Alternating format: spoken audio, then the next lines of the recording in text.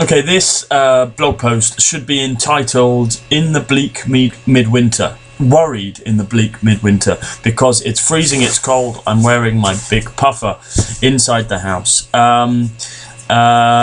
because, like, my film producer friend, we met up the other day, and he said, look, you need to communicate to those Free to Dance supporters out there, both the highs, which we're quite good at communicating, but also the lows, which I generally bottle up and keep inside.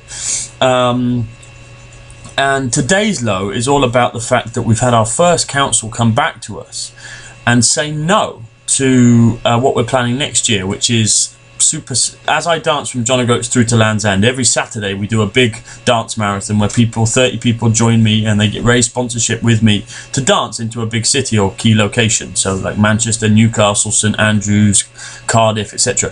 We had our first council come back to us today and say no. We've had some councils say yes, and yes, we're interested, etc. But this is the first one, Cardiff, that said no. So it's like all hands to the pump to figure out what else we can do. Is there another way we can get in touch with them? Is there a way we can convince them it's not too much work for them? Is there maybe a way we can switch to Newport Council?